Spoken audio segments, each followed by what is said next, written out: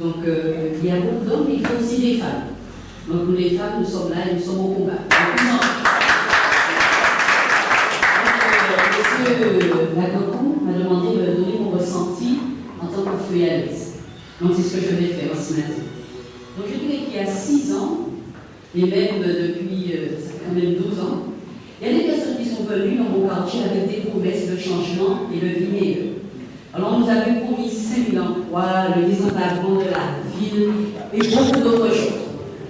Alors, au début, nous étions un petit peu dubitatifs, et puis nous avons constaté que des travaux avaient commencé. C'était ce que les façades de la ville avaient été repeintes, les trottoirs refaits, la salle réaménagée, etc. Donc, il semblait qu'il y avait là l'amorce de quelque chose. Alors, nous, les feuillalais, on s'est dit qu'il fallait peut-être faire confiance à cette nouvelle équipe et leur donner du temps. Seulement, tant fait temps, comme on dit dans le patois, tant quittait temps, plus on attendait et moins on voyait. Il y a eu une autre mandature et on attendait, on a attendu.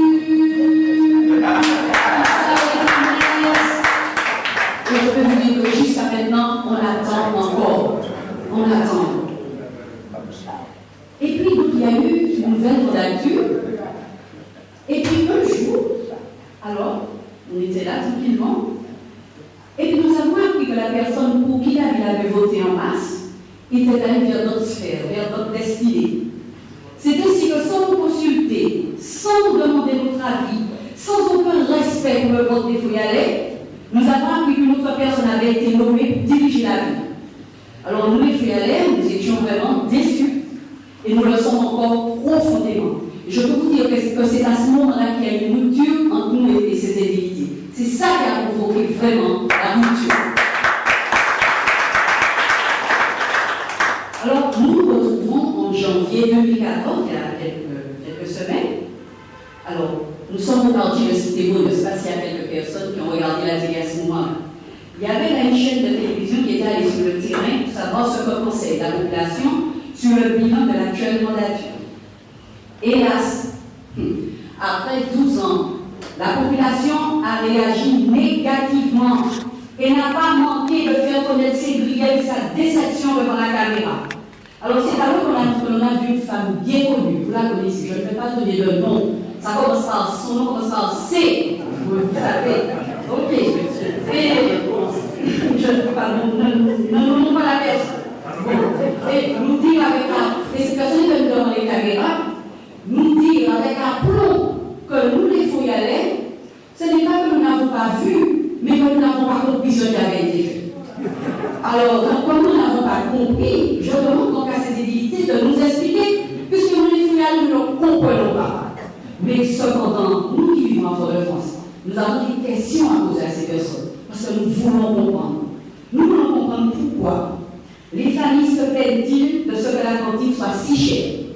Nous voulons comprendre pourquoi les impôts fonciers sont-ils si élevés. Pourquoi les commerces et les petites entreprises ferment-ils. Pourquoi la taxe du CFE, c'est-à-dire l'impôt foncier des entreprises, est-il si élevé. Je vais vous dire, je suis artisan commerçant, il y en a certainement d'autres dans la salle. Il y a cette fameuse petite enveloppe que nous recevons au mois de novembre. J'entends un oui. Lorsque nous recevons cette enveloppe, nous avons des yeux froids. Notre cœur commence à battre. Parce que je peux vous dire qu'à l'ouverture, nous pouvons faire une crise cardiaque, une crise apoplexie, même que ce soit parler de nous. Tellement que, une fois que nous avons ouvert l'enveloppe, je peux vous dire que les sommes sont faramineuses. C'est incroyable. Et vous savez ce que nous faisons entre nous, les commerçants, nous nous appelons pendant la semaine et nous disons combien wow. Alors on entend 8 000. Ah, alors on lui dit vous n'avez pas fait chance. On entend 6 000, on entend 4 000. Mais vous imaginez si on n'a pas eu une bonne recette pendant l'année, et puis au mois de novembre, vous recevez 8 000 € de taxes foncières d'entreprise à payer. Mais vous êtes refroidi. Est-ce que vous comprenez ce que je dis? Voilà. Donc, AJ 504 CY, une Clio.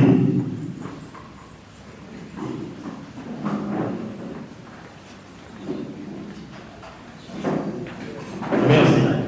Continue. alors, quand j'ai encore quelques petites question à poser à accessibilité. Alors la question, il y a beaucoup d'entre nous qui vont bien nos petits bijoux. Pourquoi nous les femmes, nous ne pouvons pas descendre en ville sans nous faire arracher nos colliers? Pourquoi?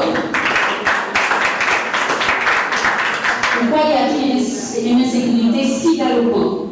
Pourquoi une ville? Attendez, nous sommes une ville sur une île. Pourquoi nous ne sommes pas une ville touristique? Pourquoi Fort-de-France ressemble-t-il à un bidonville ou à une favelas? Pourquoi? Pourquoi quitte-t-on la ville pour aller vivre ailleurs? Pourquoi est-ce qu'on s'ennuie à Fort-de-France? Lorsque nous avons besoin d'aller au cinéma, eh bien nous sommes obligés d'aller à la ville voisine. Est-ce que c'est normal? Mais on nous a dit qu'on ne comprend pas. Jusqu'à maintenant, on ne comprend pas. Alors, je pose une question donc à ces évités. Le temps me manque pour parler du transport, des personnes âgées, de la situation de la jeunesse, du social à Fort-de-France. Je demande à ces évités, avez-vous pris en considération les ressentis de la population? Savez-vous ce que nous vivons au quotidien? Alors, je dis à cette dame, madame, nous ne pouvons pas comprendre ce que nous n'avons pas vu. Et je vais encore ajouter, ce que nous n'avons pas vu et compris, nous il faut y aller. C'est que la situation s'est considérablement dégradée à Fort-de-France. C'est ce que nous voyons au quotidien. Et c'est ce que nous vivons au quotidien. C'est parce que nous avons ressenti le ras-le-bol et la souffrance de la population que l'UMP, le MODEL, le PRN se sont rassemblés pour proposer une alternative au foyer. Nous avons mis de côté nos doctrines, nos clivages, nos différences. Et nous avons construit ensemble un projet réalisable, je dis bien réalisable, pour sortir Fort-de-France du marasme. Nous vous proposons une liste avec des hommes et des femmes sérieux et nouveaux, qui ne traînent pas de casserole.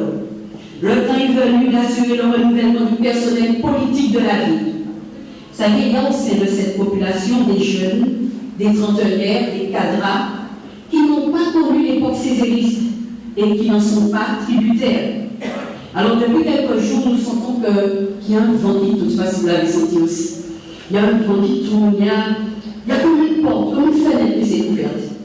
Il y a une possibilité pour les foyers de se libérer du carcan qui l'emprisonne depuis de nombreuses années. Nous leur demandons donc de ne pas rater cette occasion historique. Nous avons aujourd'hui un homme, M. Gabriel Lacantou, un homme sérieux et droit dans ses bottes. Je ne sais pas si il est occupé, mais en tout cas, il est sérieux, il est droit dans ses bottes. Il tourne ce dossier, et avec cet homme-là, je vous assure, nous allons pouvoir avancer et sortir la vie de la situation dans laquelle elle est. Donc, ce que je peux vous dire en conclusion, c'est que, avec M. Gabriel Lacantou et le rassemblement, Fort-de-France, c'est le moment, saisis la chance. Merci.